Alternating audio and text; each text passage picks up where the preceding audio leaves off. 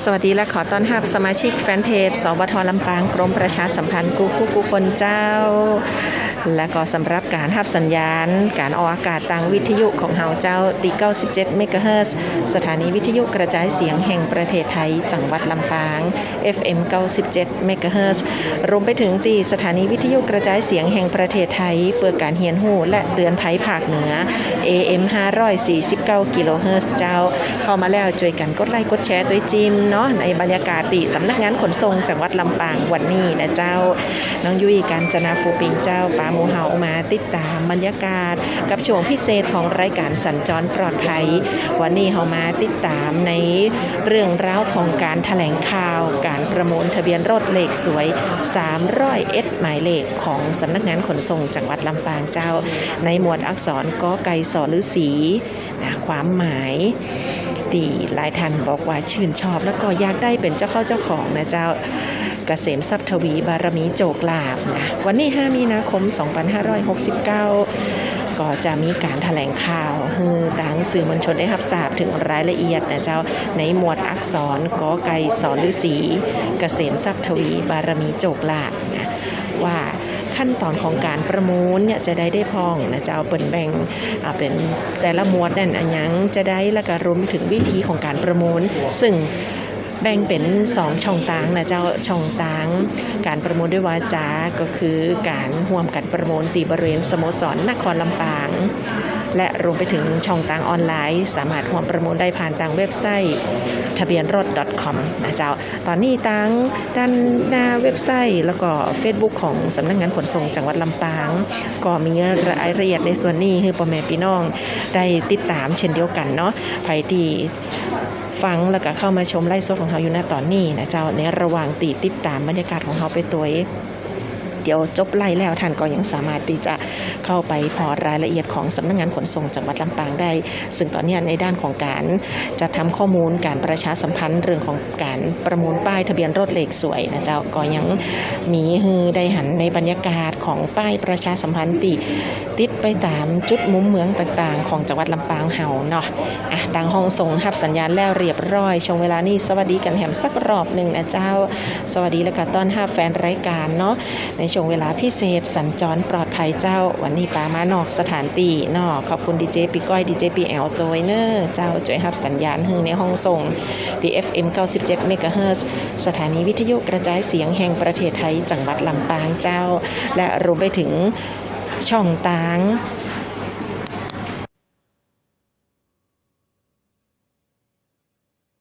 ปีก้อยบอกว่ามีเสียงรบกวนน้อยวันนี้เนาะโอเคได้เดี๋ยวตั้งพี่ช่วยเช็คกันอยู่นะเจ้าขอบคุณตัวปีก้อยนะขอบคุณที่แจ้งเข้ามาเจ้าตั้ง AM 549กิโลเฮิรตซ์สถานีวิทยุกระจายเสียงแห่งประเทศไทยเพื่อการเฮียนหู้และเตือนภัยภาคเหนือเจ้าหรือว่าสวทเพื่อการเฮียนหู้และเตือนภัยภาคเหนือช่วงนี้เฮารับฟังบรรยากาศไปพร้อมกันอยู่กันที่สำนักงานขนส่งจังหวัดลำปางเนาะวันนี้เพิ่นจะมีการแถลงข่าวนะเจ้าในการที่เฮาจะได้ร่วมกันประมูลทะเบียนรถเลขสวยหมวดอักษรกอไก่สอฤาษีเกษมทรัพย์ทวีบารมีโจกลาภเจ้าความหมายดีๆจะ28มีนาคมจะปิดประมูลกันแล้วนะพี่น้องนะเป็นสิ่งที่เฮาได้ช่วยกันประชาสัมพันธ์มาอย่างต่อเนื่องเจ้าในแต่ละช่วงรายการเนาะโดยเฉพาะสัญจรปลอดภัยก้าหรือว่าจะเป็นช่วงหน้า97เรดิโอดีเจพีแอลก็จะได้นำเอาข้อมูลเรื่องของการร่วมกันประมูลทะเบียนรถเลขสวยเนี่ยคือพี่น้องได้รับทราบรายละเอียดกันมาอย่างต่อเนื่องนะเจ้าเน้นย้ำกันว่าการปิดประมูลนะจะมีขึ้นในวันที่28มีนาคมนี้นะเจ้าเวลา 9 โมงเจ้าตีสโมสรนครลำปางเป็นการประมูลต่างวาจาเนาะส่วนไผตีบ่สะดวกการประมูลต่างวาจาท่านก็สามารถที่จะร่วมประมูลผ่านระบบอินเทอร์เน็ตได้เว็บไซต์ทะเบียนรถ .com นะเจ้าอันนี้คือ2ช่องทางที่ใช้ในการประมูลรอบนี้แล้วก็ลำดับหมายเลขที่จะออกประมูลทั้งหมด301หมายเลขนะเจ้าตอนนี้เพิ่นจะแบ่งออกเป็นกลุ่ม1กลุ่ม2กลุ่ม3นะกลุ่ม1ก็อย่างเช่นเป็นเลข4ตัวเหมือนเนาะยกตัวอย่างนะเจ้า1111 2222 3333แล้วก็4444นะเจ้า อันนี้ยกตัวอย่างให้ฟังเนาะเผื่อว่าใครสนใจรับประกันต่อ1หมายเลขก็จะอยู่ที่ 20,000 บาทราคาเริ่มต้นของการประมูลอยู่ที่ 50,000 บาทและเพิ่มราคาครั้งละ 5,000 บาทเจ้าส่วนในหมวดที่2เนาะหมวดที่2หมวดที่2กลุ่มที่2ของเปิ้นนะเจ้าเป็นหัวกลุ่มที่2เนาะก็จะเป็นกลุ่มเลข3ตัวเหมือนนะเจ้าแล้วก็เลขตัวเดียวก็มีเลข2ตัวก็มีเลข3ตัวเหมือนก็อย่างเช่นเลข111นะ444หรือว่า777บางของก็ขายได้999หรือจะเป็นเลข2ตัวก็อย่างเช่นเลข99นี่อย่างคุณปาลดาเขาเนี่ยนะเลข11เนาะรวมไปถึงเลขตัวเดียวตั้งแต่1 2 3 4 5 6 7 8 9นะเจ้าอันนี้ก็คือแต่ละกลุ่มตัวเลขที่เปิ้นได้แบ่งไว้เนาะซึ่งหมู่เฮาได้ช่วยกันเข้ามาร่วมประมูล301หมายเลขเจ้าจะเป็นการแถลงข่าวสำหรับการประมูลโอเคพี่ก้อยบอกว่าวิทยุสเตอริโออาจจะมีเสียงรบกวนเล็กน้อยแต่ว่าถ้าเป็นโมโนนี่โอเคนะขอบคุณเจ้าพี่ก้อยเจ้าช่วยกันเช็คสัญญาณช่วยกันแจ้งผลการรับฟังเข้ามาเนาะส่วนทางออนไลน์นะเจ้าติดตามได้ทางเพจของสปท.ลำปางกรมประชาสัมพันธ์เดี๋ยวแหมสักกั๊บเดียวนะเจ้าน้องยุ้ยจะพาหมู่เฮามาติดตามรายละเอียดกันที่ทางท่านขนส่งจังหวัดลำปางเพิ่นจะให้รายละเอียดในการประมูล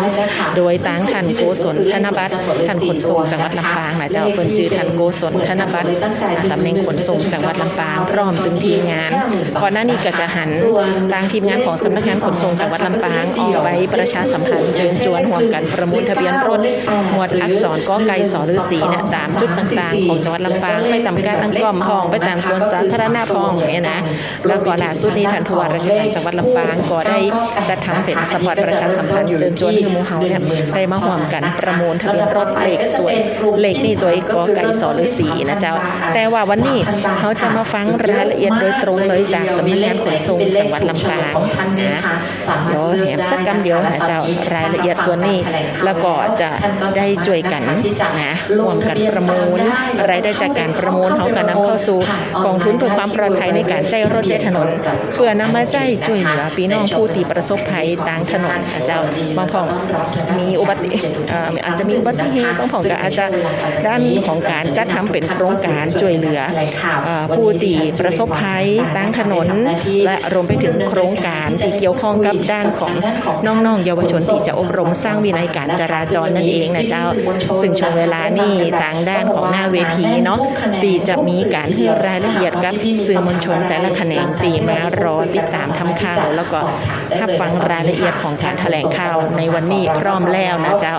นำพ่อแม่พี่น้องแฟนรายการสัญจรปลอดภัยของเฮาเข้าสู่บรรยากาศของการแถลงข่าวนำโดยท่านโกศลธนบัตรขนส่งจังหวัดลำปางได้เลยเจ้าพูดคุยกันในวันนี้นะคะซึ่งต้องบอกว่าการแถลงข่าวในวันนี้เราอยากจะให้บรรยากาศเป็นแบบกันเองนะคะพูดคุยกันสอบถามได้เลยซึ่งวันนี้ท่านขนส่งเองก็มารับตำแหน่งที่นี่ใหม่ๆเริ่มต้นเลยนะคะที่จังหวัดลำปางก็ได้มาร่วมกันในการที่จะประมูลทะเบียนรถเลขสวยกันเลยทีเดียวขออนุญาตให้ท่านขนส่งได้ทักทายพี่ๆสื่อมวลชนในลำดับเริ่มต้นนะคะเชิญค่ะครับสวัสดีแขกผู้มีเกียรติทุกท่านนะครับวันนี้ก็เป็นการแถลงข่าวนะครับ ผมต้องขออภัยเพราะว่าท้าย PM ครับเพิ่งเจออากาศย้ายมาแล้วก็ต้องปรับกับสภาพอากาศของจังหวัดลำปางนะครับก็เลยเจอฝุ่น PM เข้าไปก็ค่อนข้างจะเจ็บคอนิดนึงนะครับวันนี้ก็เป็นการแถลงข่าวนะครับในการประมูลหมายเลขทะเบียนรถเลขสวยของจังหวัดลำปางนะครับวันนี้พี่สื่อมวลชนอยู่กับเราเยอะเลยค่ะท่านขนส่งคะเพราะฉะนั้นเนี่ยเราอาจจะขออนุญาตเล่าถึงความเป็นมาจุดเริ่มต้นจริงๆแล้วเราทำกันมานานหลายปีมากใช่ครับแต่เราอยากจะให้ได้พูดถึงว่าเอ๊ะทำไมถึงต้องเริ่มมีการประมูลเรามีเขาเรียกว่ามีจุดเริ่มต้นยังไงตั้งแต่เมื่อไหร่บ้างคือต้องเรียนอย่างนี้ว่าเรื่องของการแก้ไขพระราชบัญญัติรถยนต์ฉบับที่ 12 พ.ศ. 2546 นะครับเมื่อปี 2546 เนี่ยเพื่อให้ประชาชนทั่วไปได้มีโอกาสนะครับได้จับจองเลขทะเบียนที่เป็นมงคลเลขทะเบียนที่เป็นเลขสวยที่เป็นเสริมบุญบารมีกับท่านนะครับให้เกิดความเป็นธรรม เกิดความโปร่งใส ค่ะ นะก็เลยมีการแก้กฎหมายฉบับนี้เพื่อให้ประชาชนทั่วไปเข้ามาประมูลได้นะครับ แล้วในแต่ละหมวดมันจะมีแค่301หมายเลขเท่านั้นนะครับอันนี้ก็แนวคิดของท่านอธิบดีปิยพันธ์จำปาสุดสมัยนั้นนะครับท่านต้องการให้บุคคลทั่วไปเพราะสมัยก่อนเนี่ยเลขสวยๆเลขโฟเลขตองก็จะไปอยู่ในมือของข้าบดี ก็จะแย่งกัน ใช่ครับนะผู้ที่ค่อนข้างมีบารมีนะ ค่ะ แต่ว่าพอเปิดประมูลรายการทั่วไปเนี่ยทุกคนมีสิทธิ์ที่จะเข้าสู้ราคานะครับและอยากเป็นธรรม ถือว่าก็ได้รับความสนใจมากช่วงแรกๆนี่โอ้โหรู้สึกว่าได้รับการตอบรับมากๆเลยความสำเร็จในการประมูลนะคะในทุกๆครั้งในทุกๆปีนะคะเขาเรียกว่าประสบความสำเร็จมากน้อยขนาดไหนคะ คือเรียกอย่างนี้ว่าในอันนี้เราเป็นการประมูลรอบนี้เราเป็นการประมูลครั้งที่ ค่ะ 14 ของจังหวัดลำปาง ค่ะ นะครับ 13 ครั้งที่ผ่านมาเนี่ยเราสามารถประมูลและจัดเก็บรายได้นะครับ ไม่น้อยกว่าประมาณ180 ล้านเศษของจังหวัดลำปางนะครับ ค่ะ นำเงินเหล่านี้เข้ากองทุนเพื่อความปลอดภัยรถใช้ถนนหรือที่เราเรียกสั้นๆว่ากองทุนกปทหรือกองทุนเลขสวยนะครับ ค่ะ อันนี้ก็ถือว่าโอ้โหเป็นเงินในจำนวนมหาศาลเลยนะคะที่เราได้มาและที่สำคัญก็คือว่าเราก็ได้ไปใช้ประโยชน์ต่อเดี๋ยวตรงนั้นเดี๋ยวเราคุยกันอีกครั้งหนึ่ง ใช่ครับ แต่ทีเนี้ยเราถามนิดนึงว่าเลขฮอตเลขฮิตเลยค่ะท่านคนทรงคะในแต่ละปีนี่โอ้โหสู้กันเมามันมีเลขไหนบ้างคะ คือต้องบอกว่ามันแทบจะเป็นเลขที่เป็นที่นิยมของทุกจังหวัด ค่ะ ก็คือเลขในกลุ่มโฟ9ก็คือ9 4 ตัว ค่ะ กับเลขโฟ8 4 ตัว อันนี้ก็ค่อนข้างจะมีการสู้ราคา แล้วก็นำรายได้ คือเป็นเลขที่ประมูลราคาสูงสุดของ ค่ะ ในแต่ละหมวดอักษรนะครับในแต่ละครั้งนะเลขโฟ9โฟ8ก็จะเป็นเลขที่มีราคาค่อนข้างสูงนะครับ ค่ะสูงกว่าราคารถเลยค่ะ บางครั้งก็สูงกว่าราคารถครับ ในหมวดอักษรที่ผ่านมาครั้งที่ 13เนี่ยนะครับเลขโฟ9นะจะประมูลอยู่ที่ถ้าผมจำไม่ผิดนะ1,330,000 บาท โอ้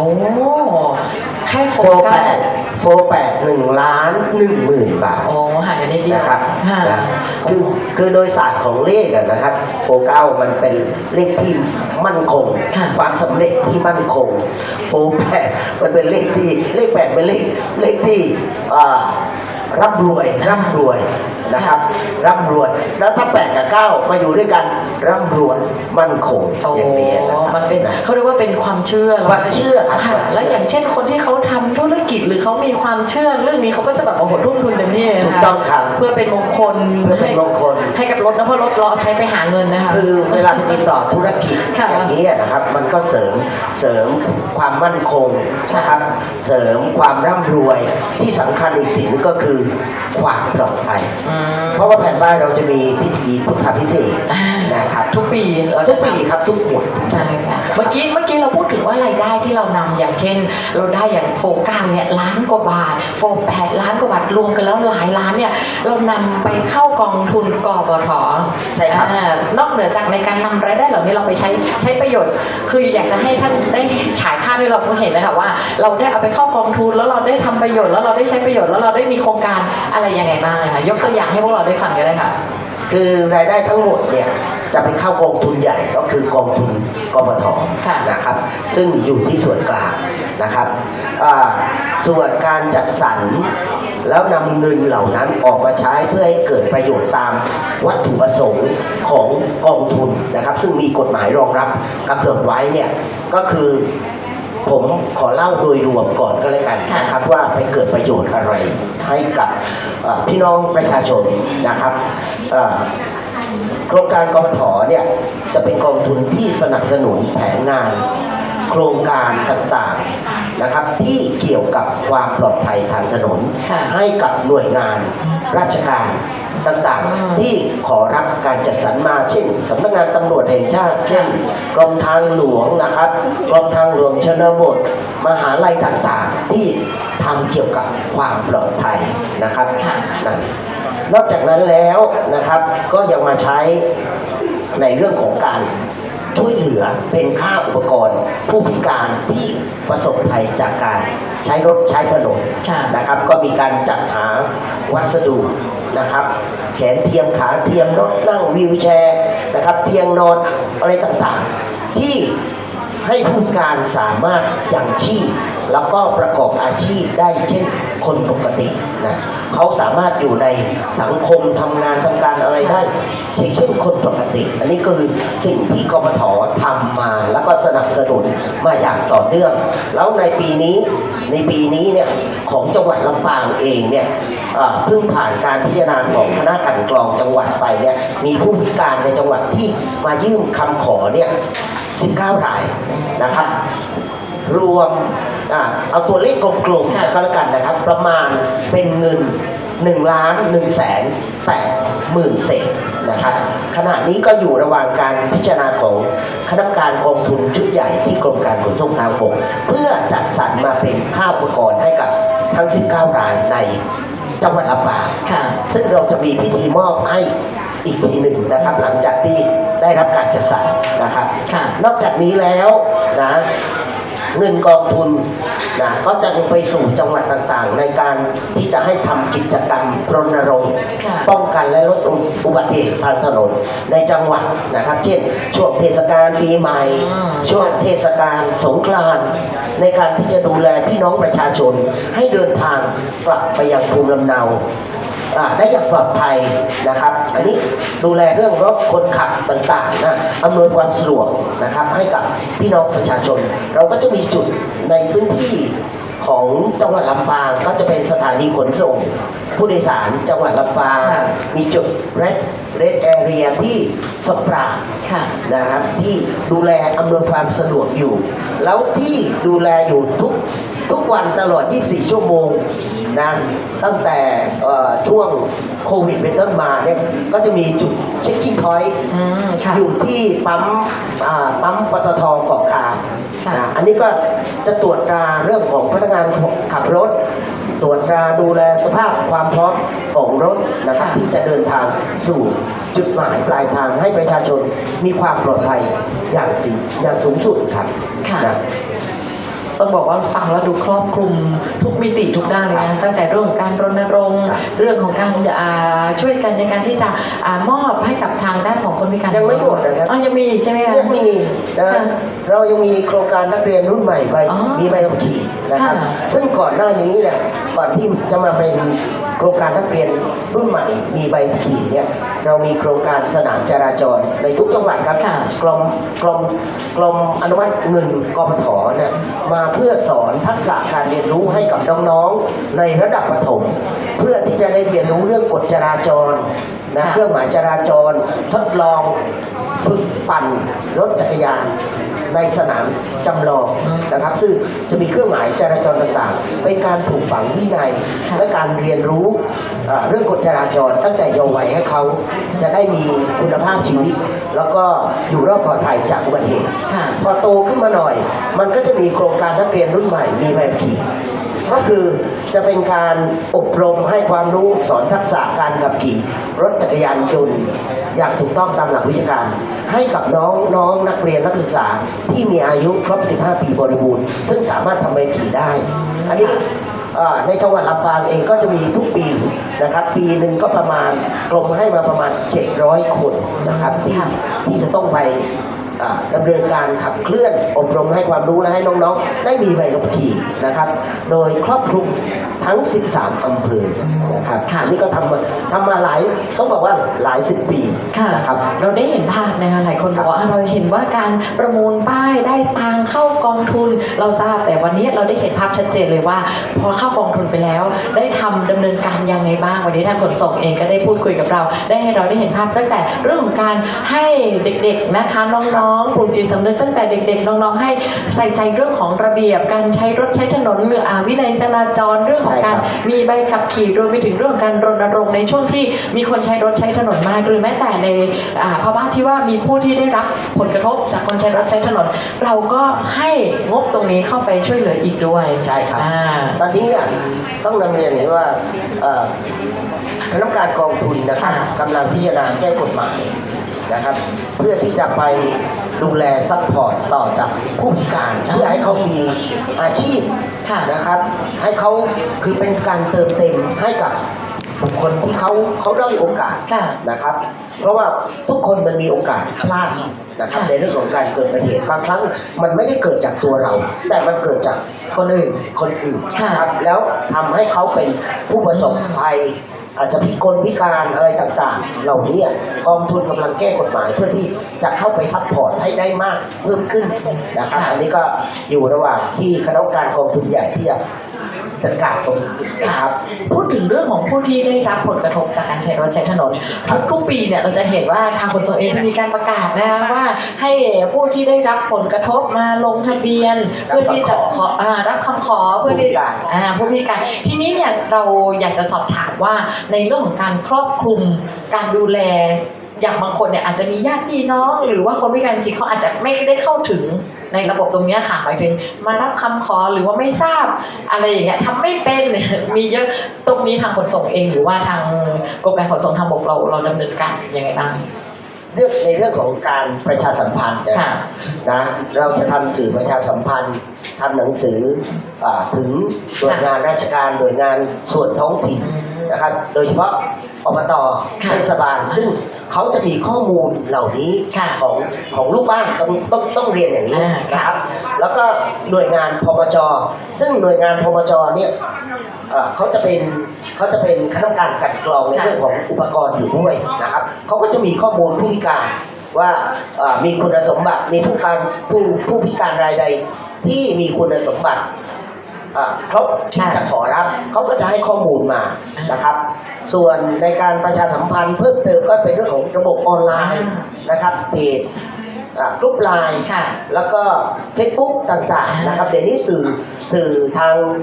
เทคโนโลยีค่อนข้างจะหลากหลายนะครับก็ถ้าเกิดผู้พิการเองเนี่ยไม่สะดวกโดยเฉพาะผู้พิการที่ติดเตียงอย่างนี้นะครับไม่สะดวกที่จะมายื่นเองในหลักการในระเบียบเนี่ยก็สามารถมอบหน้าให้ผู้แทนซึ่งเป็นผู้ดูแลนะครับอาจจะเป็นผู้ปกครองหรือว่าภรรยาพ่อแม่สามารถมายื่นขอรับได้แต่ถ้าไม่สะดวกในเรื่องของรถราที่จะเดินทางทีมเจ้าหน้าที่เราเนี่ยกลุ่มวิชาการก็จะไปรับคำขอถึงที่ไปถ่ายรูปไปเก็บเอกสารอะไรทำเอกสารแล้วก็ประสานโรงพยาบาลเพื่อที่จะเอาผู้พิการไปตรวจร่างกายนะครับเพื่อให้แพทย์ที่มีองค์ความรู้เรื่องของกายภาพเนี่ยประเมินว่าอุปกรณ์ที่เขาจำเป็นต้องใช้และเหมาะสมกับร่างกายเขาเนี่ยคืออะไรอย่างนี้ครับถือว่าเราร่วมมือกับภาคีเครือข่ายเป็นการเอ็กซเรย์พื้นที่เลยก็ว่าได้เราทราบหมดเลยถ้าเป็นอบต.เป็นทุกอย่างก็จะเห็นว่าในหมู่บ้านของเขาในพื้นที่ของเขามีใครที่ประสบเหตุแบบนี้บ้างนะคะอันนี้ก็ถือว่าเราได้เห็นที่เราได้พูดคุยกันในประเด็นนี้เพื่อที่จะทำให้ทุกท่านได้เห็นถึงเขาเรียกว่าคุณค่าของป้ายทะเบียนของเราว่าถ้าเราซื้อไม่ใช่เพียงเราประมูลขออภัยค่ะเราประมูลเนี่ยมันก็จะเหมือนกับว่าไม่เพียงแค่เราได้เลขที่เราถูกใจแล้วได้เลขที่เป็นมงคลแล้วแต่นี่คือคุณค่าคุณค่าที่เราได้ช่วยเหลือคนที่เขาอาจจะขาดโอกาสนะครับเขาไม่ได้ตั้งใจหรอกเรื่องของอุบัติเหตุมันมีใครอยากพิการหรอกใช่แต่ว่าคนที่ประมูลเลขไปเนี่ยเขาได้ช่วยเติมเต็มให้กับคนเหล่านี้ในสังคมใช่แล้วนะคะเพราะฉะนั้นวันนี้เราก็จะมาพูดถึงความพิเศษของป้ายเราบ้างเราพูดถึงที่มาไปแล้วเราพูดถึงคุณค่าที่เราจะได้รับนอกเหนือจากเลขสวยๆที่ถูกฉลกถูกชะตาอะไรก็ตามแต่วันนี้เนี่ยความคิดนะคะของการนำป้ายปีนี้คือระหว่างเราเริ่มเปลี่ยนมาแค่ปี2 ปีไหมคะ สำหรับความสวยงามของป้ายของเราวันนี้เรามีก็เรียกว่าอย่างที่น้องๆสาวๆได้ถืออยู่ตรงนี้นะคะ เห็นมีก็เรียกว่าขับไปไหนก็ลำปางเลยนะคะท่านคะ เห็นเลยคือลำปางแน่ๆลำปางหนาแน่ๆแล้วมีแนวคิดยังไงคะเราถึงได้เอาองค์ประกอบเหล่านี้มาอยู่บนป้ายทะเบียนค่ะ คือเรื่องของภาพกราฟิก ค่ะ นะที่ปรากฏอยู่บนแผ่นป้ายทะเบียนรถในแต่ละหมวดจำนวน301เลขหมายเนี่ยครับมันก็มาจากอัตลักษณ์ของจังหวัดนั้น ค่ะ ๆทุกจังหวัดก็จะมีอัตลักษณ์ของตัวเอง มีอะไรที่เป็นเอกลักษณ์นะที่สื่อถึงความเป็นจังหวัดของตัวเอง ค่ะ ลำปางก็เช่นกันครับนะลำปางก็จะมีรถม้า นะครับ ซึ่งเป็นสัญลักษณ์นะครับ ผมเองรู้จักลำปางก็คือรู้ว่าร ถม้า รถม้านะครับนะนอกจากในแผ่นป้ายจะมีรถม้าที่เป็นสัญลักษณ์นะครับ สื่อถึงความเป็นลำปางแล้ว ก็ยังมีหอนาฬิกา หอนาฬิกาค่ะ ค่ะนอกจากหอนาฬิกาแล้วก็ยังมีสะพานรัชดาพิเศษก ค่ะ นะครับ ซึ่งเหล่านี้มันสื่อถึงความเป็นจังหวัดลำปางจังหวัดของเรานะครับ ซึ่งมันก็จะไปสอดคล้องกับเรื่องของคำฝัน ค่ะ จังหวัดลำปางนะครับกับฐานหินลือชารถม้าลือลั่นเนี่ยเราก็มีอยู่ในตรงนี้อยู่นะครับ ค่ะอันนี้ก็คือบ่งบอกถึงความเป็นเอกลักษณ์อัตลักษณ์ของชาวลำปางของเรานะคะ แล้ว อย่าง มันไม่ใช่แค่ปรากฏบนแผ่นป้ายนะครับ เวลาทุกท่านที่มีภูมิลำเนาอยู่ในจังหวัดลำปางเวลาท่านมาทำใบขับขี่ ค่ะ ใบขับขี่ของท่านก็จะเป็นสื่อกราฟิกที่ปรากฏอยู่บนใบขับขี่เหล่านั้นเช่นกัน ใช่ค่ะเขาบอกว่าแสดงอัตลักษณ์ตัวตนของคนลำปางของเรา ถูกต้อง ด้วย ครับ นะ ถูกต้อง คะ ครับ ทีนี้เนี่ยความหมายของอักษรปีนี้ก็บอกว่าโอ้โหหลายคนฟังแล้วแบบน่าประมูลมากๆ เพราะว่าเป็นแบบซับทวีทีเดียวความหมายของอักษรปีนี้ยังไงบ้างคะท่านคะ คือในหมวดอักษรปีนี้นะครับก็จะเป็นกอไก่สวริสีนะครับเกษมทรัพย์ทวีบารมีโชคลาภ ค่ะ นะครับ คือความเป็นกอไก่เนี่ยกอไก่ปกติก็เป็นเลขแรกอยู่แล้ว เป็นเลขแรก อักษรแรกเลย อักษรแรกของพยัญชนะไทย ค่ะ ความเป็นที่หนึ่งนะครับ แล้วยังมีทรัพย์ทวีเพิ่มขึ้นอย่างไม่ขาดสาย โอ้โห นะครับ ตามด้วยความกระบารมี ค่ะ บารมีแล้วยังมีโชคมีลาภนะครับ ที่จะเสริมหนุนนำอย่างต่อเนื่อง ครบเลยนะคะ ใช่ครับ โดยแผ่นป้ายเราจะมีการ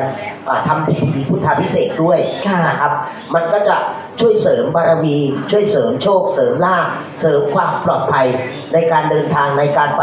ติดต่อธุรกิจต่างๆนะค ค่ะ รับ ปีนี้เราไปพุทธาพิเศษกที่ไหนยังไงบ้างคะท่านคะ จะเป็นตอนนี้รอดูฤกษ์นะครับ รอดูฤกษ์ที่จะให้ครูบาเกียรติยศนะครับพรหมปัญโยหรือครูบาเกศนะครับแห่งวัดบ้านแก่นชัยนะครับ ซึ่ง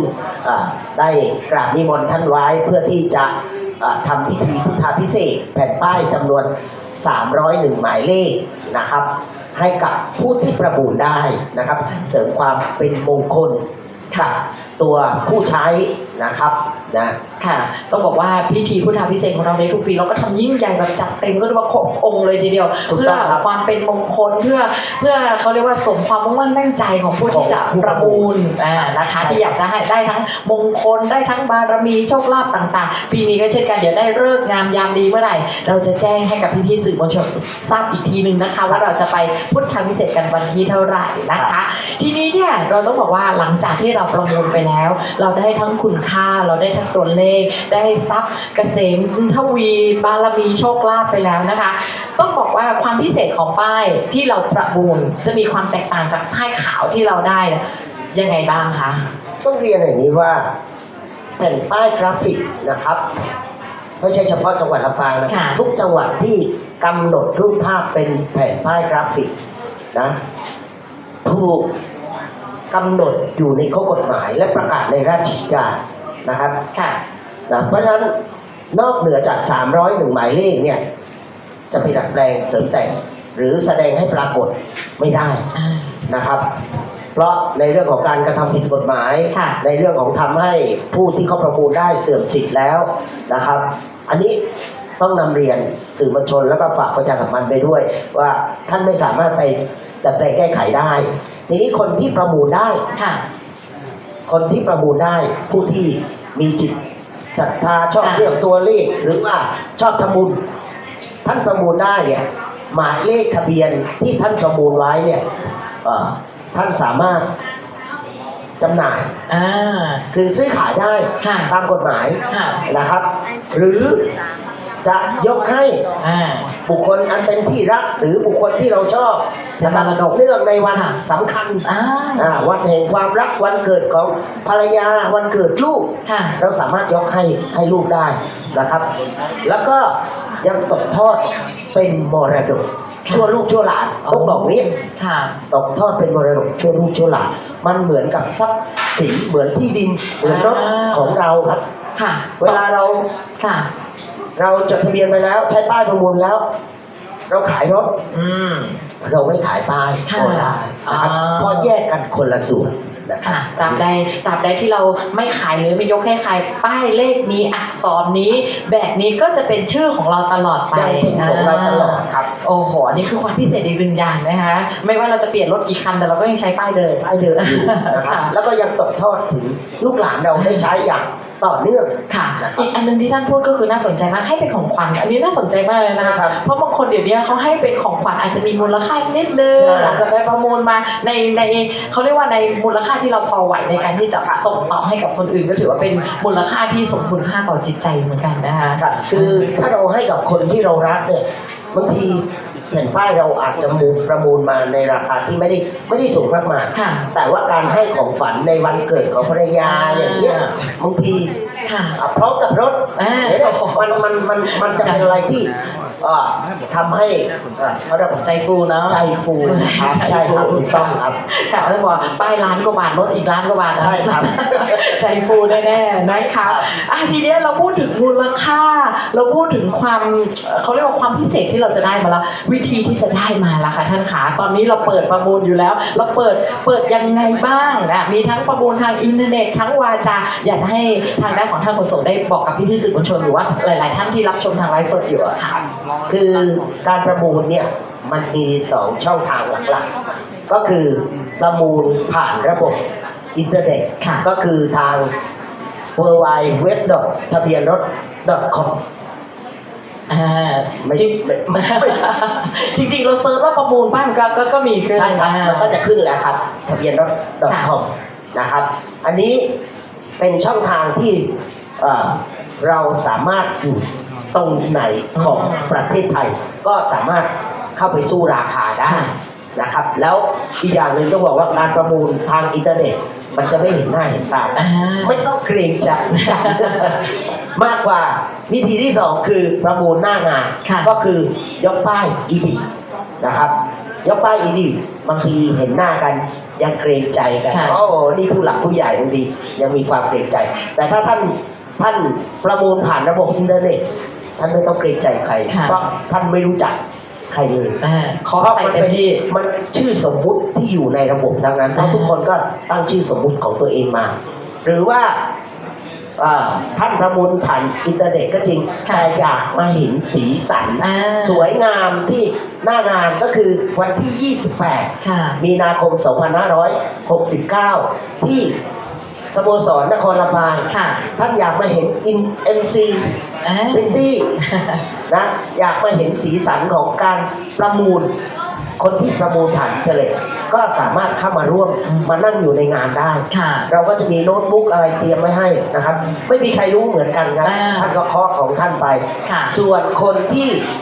ประมูลด้วยวาจาก็คือยกป้ายอีบินะครับอันนั้นก็สู้กัน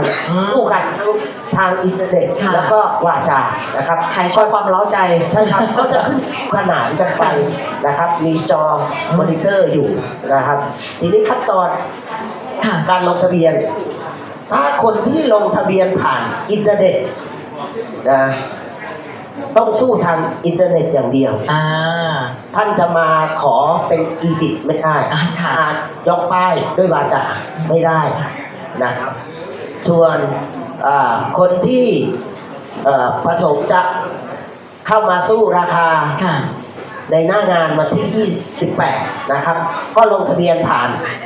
ทาง QR Code ที่เราให้ไว้ หรือไม่ก็สามารถติดต่อสอบถามได้ทาง 1584 นะครับ ก็จะมีเจ้าหน้าที่ มีกรุ๊ปไลน์ที่เป็น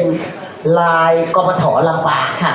กอไก่ถอถุงปอปลาจุดลำปาง เป็นกรุ๊ปไลน์ที่สามารถให้ความรู้กับท่าน แล้วก็ท่านสามารถประสานผ่านทางนี้ หรือว่าถ้าไม่มั่นใจก็โทร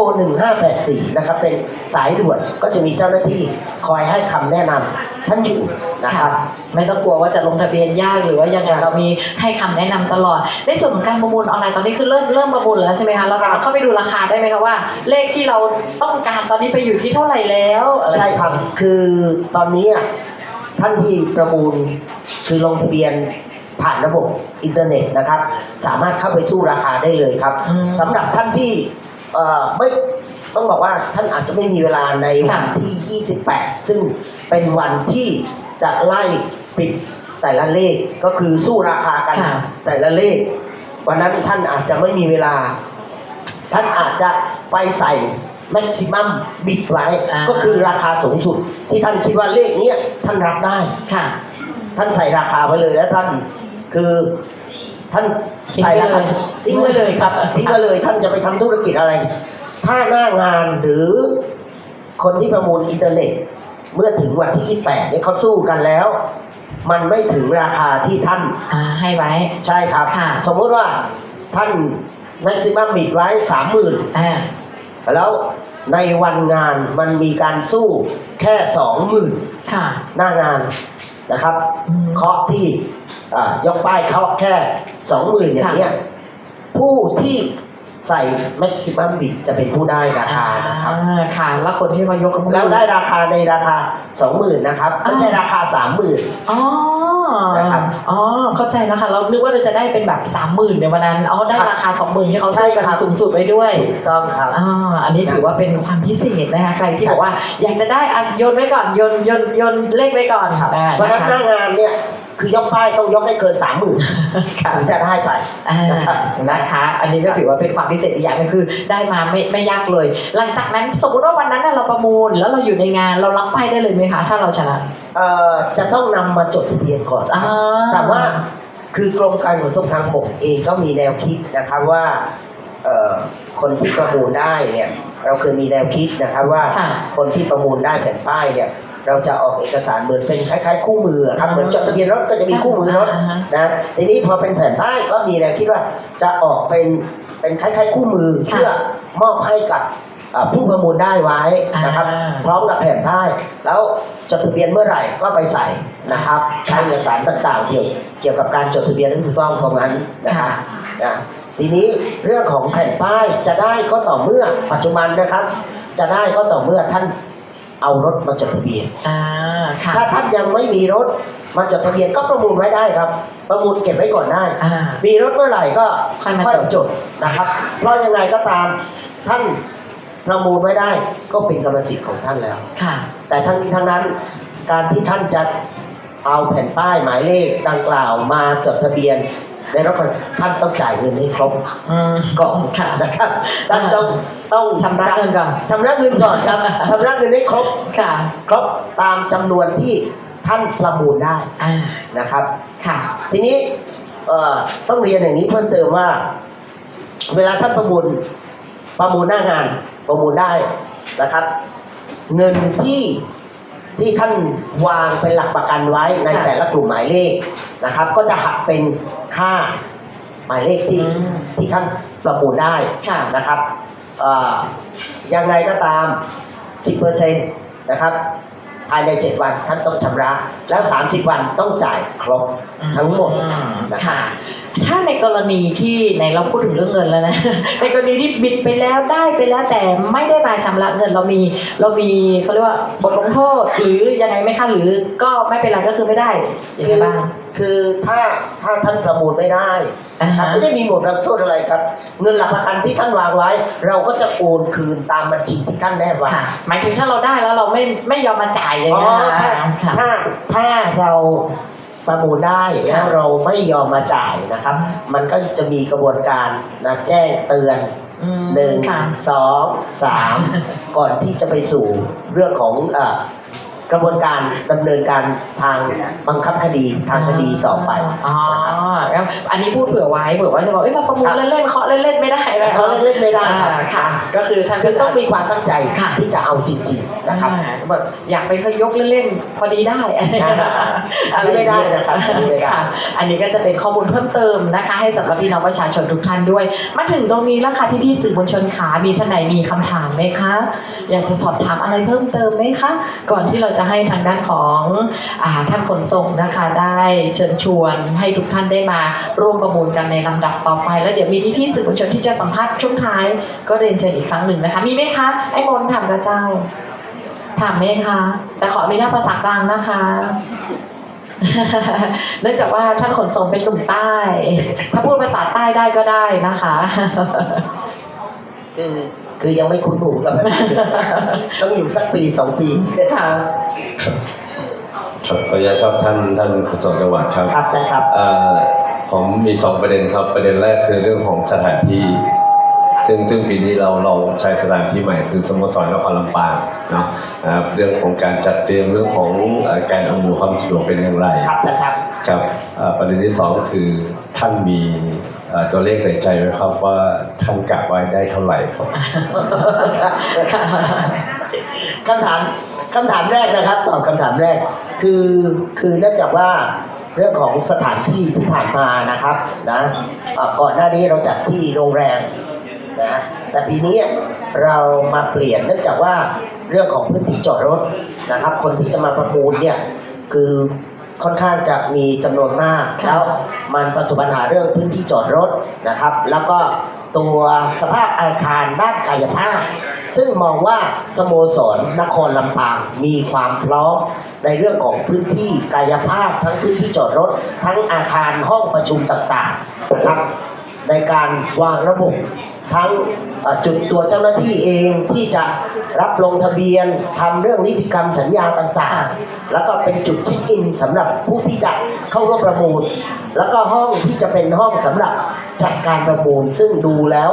มันมีความสะอาดตามีสีสันที่ดูสดใส ค่ะ นะครับก็เลย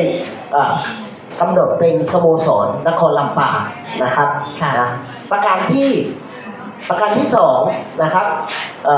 ตัวเลขในใจค่ะ เรื่องตัวเลขในใจนะครับ ต้องเรียนอย่างนี้ว่า เราความคาดหวังนะเราไม่ได้ตั้งเป้าในใจว่าเลขนี้จะต้องได้เลข49จะต้องได้เป็นล้านนะแต่เรามีความคาดหวังว่า เราอยากให้คนลำปางได้ใช้เลขลำปาง ค่ะ ซึ่งเป็นบ้านเกิดของตัวเอง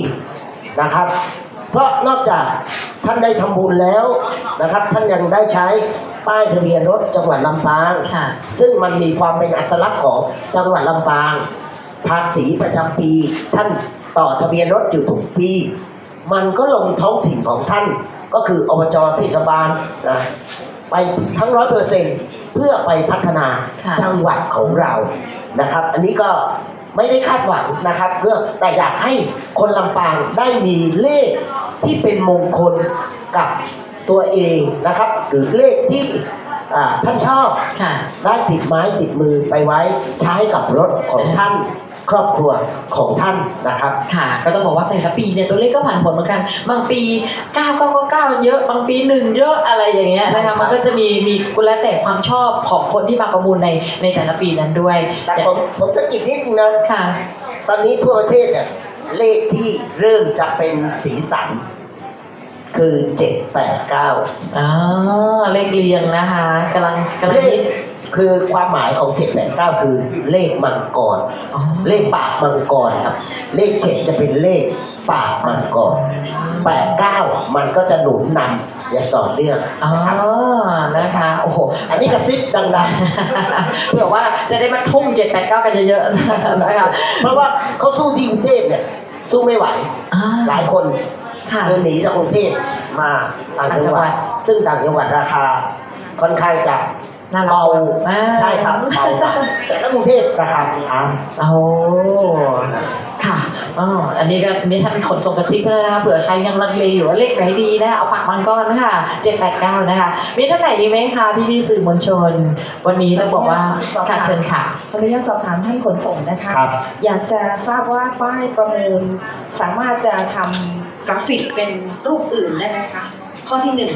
ข้อที่สองคือ และนี่ก็เป็น ขอเป็นชื่อ ราย ตัว ละ เอ เอีย ง ด ได้ บาง ไหม ช่วงบางตอนนะเจ้าสำ ชื่อ หรับ ตัวเองเลยอะค่ะสมมติ การ ว่ามี แถล เงิน ง มาก ข่าว แต่ว่า ในการประมูล อยากเสนอใคร เลข เป็น ส ชื่อ ว ตัวย เองไป ของ เลย สำนัก แล้ว งาน ก็ ขนส่ง เป็น จังหวัด ป้าย ลำ ของ ปาง ตนเอ นะ ง เจ้า ได้ เขาได้ฟังผ่านรายการวิทยุนี้กับสัญจรปลอดภัยนะพิเศษปากันมาสถานตีที่บริเวณสำนักงานขนส่งจังหวัดลำปางนะเจ้าได้ฟังรายละเอียดจากการประมูลตัวนี้จากทางขนส่งจังหวัดลำปางท่านโกศลบัตรพร้อมถึงด้านของหมายเลขโทรศัพท์นะเจ้าจะสามารถสอบถามรายละเอียดเพิ่มเติมกับสำนักงานขนส่งจังหวัดลำปางในการที่ท่านอยากจะ ความเป็นไปได้ของ สอบถามรายละเอียด ลำบาก ขั้นตอนของการประมูลเนาะมาจากสายด่วน1584จาก1584เราก็ยัง ก็มีโอกาสที่จะกำหนด สำนักงานขนส่งจังหวัดลำปาง เพื่อจัดการประมูลได้ครับ 054 ส่วนในเรื่องของแผ่นป้าย 054 265 40 อัตลักษ และ ณ์ 054 ถ้าจะกำหนดใหม่ 265 นะเจ้า นะ ขออนุญาตอาหารของไม้ก้า เราก็ต้องสอบถาม อันนี้เขาใจมาอยู่2ตัว พี่น้องประชา เจ ชน ปีก้อย ในจังหวัดลำปาง ปีจ่วย แล้วกำหนดมาเป็นแผ่นป้าย เช็คสัญญาณเสียง ต้องน นะจะมาจนถึงในช่วงสุดใต้ของรายการสัญจรปลอดภัยในวันนี้เนาะขอบคุณกับการติดตามรับฟังตัวนะเจ้าใครสนใจในการประมูลทะเบียนรถเลขสวยหมวดอักษรกไก่สรศรีเกษมทรัพย์ทวีบารมีโจกลาบ คัดสูญหาย จะถึงหมด301หมายเลขนะเจ้าประมูลตามวาจาปากันตีสโมสรนครลำปาง ประมูลผ่านระบบอินเทอร์เน็ตเจอในตีเว็บไซต์ทะเบียนรถ .com เจ้าปลายกราฟิกสีฟ้ามีหูปของรถม้าสะพานรัชดาภิเษกแล้วก็หอนาฬิกานะเจ้าหมวดอักษรกไก่สรศรีเกษมทรัพย์ทวีบารมีโจกลาบโดยสำนักงานขนส่งจังหวัดลำปางเนาะจะมีไผเป็นเจ้าของจับจองประมูลได้จำนวนเงินนักที่สุดสำหรับปีนี้แหมนะเจ้าแล้วก็ราคารวมของการประมูลทั้งหมดจะเคาะตัวเลขได้ตีตาใดเนาะเดี๋ยวเรามาติดตามกันหลังวันที่28มีนาคมเจ้าสำหรับรายละเอียดเพิ่มเติมติดตามได้หน้าเพจของสำนักงานขนส่งจังหวัดลำปางกรมการขนส่งทางบกเนาะวันนี้ช่วงพิเศษของรายการสัญจรปลอดภัยทางวิทยุตี FM 97 เมกะเฮิรตซ์สวทลำปาง AM 549 กิโลเฮิรตซ์สวทเปิดการเห็นหูและเตือนภัยภาคเหนือทางยุ้ยการจนาฟูปิงอำลาไปก่อนนะเจ้าขอบพระคุณจากการติดตามรับฟังส่วนทางออนไลน์เดี๋ยวเราจะอยู่กันไปจนจบของการแถลงข่าวนะเจ้าขอบคุณทุกท่านเดียมกำหนึ่งเจ้าน้องยุ้ยช่วงนี้สวัสดีเจ้า เป็นคนที่มีความต้องการที่อยากได้ป้าย เพราะฉะนั้นก็ต้องสอบถามทางความเห็นของพี่น้องชาวลำปาง ใช่ค่ะนะคะมีพี่ๆท่านไหนอีกไหมคะถ้าว่าช่วงนี้ถ้าว่าทุกท่านเดี๋ยวถ้าอยากจะได้ประเด็นอะไรเพิ่มเติมเดี๋ยวสัมภาษณ์ท่านขนส่งได้แต่ช่วงท้ายท่านขาอยากจะให้ท่านเชิญชวนพี่น้องประชาชนนะคะแล้วก็เชิญชวนหลายๆท่านที่รับชมทางไลฟ์สดของเรามาร่วมประมูลกันในช่วงโค้งสุดท้ายนี้หน่อยค่ะเชิญค่ะ ครับ ก็ครั้งนี้เป็นครั้งที่ 14 ของจังหวัดลำปางนะครับ ก็เชิญชวนพี่น้องประชาชนชาวจังหวัดลำปางนะครับ ได้เข้าร่วมประมูลหมายเลขทะเบียนรถเลขสวยนะครับ ในหมวดกไก่สบริษีนะครับ ซึ่งมีความหมายเกษมทรัพย์ทวีบารมีโชคลาภนะครับ ซึ่งในหมวดนี้ก็จะมีแค่301หมายเลขที่ให้ท่านได้จับจองนะครับ เป็นเจ้าของครอบครองมอบให้กับบุคคลที่เรารักนะครับ มอบให้กับบุตรหลานของเรามอบให้กับพ่อแม่หรือไว้ใช้เพื่อเสริมความเป็นสิริมงคลให้กับตัวเราในการประกอบธุรกิจนะครับ การเงินการงานนะครับธุรกิจต่างๆของท่านนะครับ ซึ่งหมวดต่อไปนะครับก็คาดว่าน่าจะเป็นปี71นะครับนะก็ยังเว้นวรรคอีกนะก็ ยังไงก็ตามนะครับก็เชิญชวนนะครับท่านจะได้จับจองไม่งั้นมันจะมีการเว้นวรรคถ้าท่านไปซื้อต่อจากเขาท่านก็จะไม่ได้ราคานี้เพราะคนที่เขาประมูลไปไว้เพื่อจำหน่ายเขาก็ต้องบวกราคาที่เขามีต้นทุนลงไปนะครับก็อยากให้ทุกท่านคือเข้ามาประมูลด้วยตัวเองท่านอาจจะมีรถที่เป็นรถเก่าแล้วก็สามารถที่จะไปใช้เปลี่ยนกับรถเก่าได้นะครับหรือว่าอนาคตจะซื้อรถใหม่ก็ประมูลไว้ได้หรือยังไม่มีแพลนว่าจะซื้อรถแต่อยากได้ป้ายไว้ครอบครองก็สามารถเข้ามาร่วมประมูลได้ครับนะครับทั้งนี้ทั้งนั้นนะครับวันที่ 28 มีนาคม 2569 จะเป็นวันสุดท้ายที่เริ่มจะปิดการประมูลตั้งแต่หมายเลขแรกนะครับตั้งแต่เวลา 9 นาฬิกาเป็นต้นไปนะครับจนเลขที่ 301 นะครับคือตอนนี้ก็เชิญชวนครับ ตอนนี้สามารถเข้าไปประมูลได้เลยแต่ 28 เราจะได้ทราบเลยว่าเราจะเป็นผู้ได้เลขหรือเปล่า ใช่ครับใช่ครับ นะคะตอนนี้ต้องขอบพระคุณนะคะทางด้านของท่านขนส่งจังหวัดลำปางของเราท่านโกศลธนบัตรมากๆเลยวันนี้พูดคุยกันสนุกสนานนะคะ เช่นกันครับ เราก็จะพูดคุยกันได้ให้ข้อมูลกับพี่ๆสื่อมวลชน หลังจากนี้มีพี่ๆสื่อมวลชนหลายท่านเลยอยากจะเก็บคลิปเก็บบรรยากาศให้ท่านได้เชิญชวนเพื่อที่จะช่วยการประชาสัมพันธ์ทางโซเชียลมีเดียทางสื่อแพลตฟอร์มต่างๆที่พี่ๆสื่อมวลชนเขาได้นำเสนอในวันนี้นะคะวันนี้ต้องขอบพระคุณทางด้านของท่านขนส่งจังหวัดลำปางท่านโกศลธนบัตรนะคะขอเสียงปรบมือให้กับท่านด้วยนะคะขอบพระคุณค่ะขอบพระคุณ ครับยินดีครับ ค่ะหลังจากนี้นะคะเดี๋ยวเราจะเคลียร์พื้นที่ตรงนี้ให้น้องๆยังอยู่แล้วก็ให้ท่านขนส่งยืนอยู่ตรงกลางเพื่อให้พี่ๆสื่อมวลชนได้สัมภาษณ์นะคะเดี๋ยวเชิญค่ะขอบพระคุณ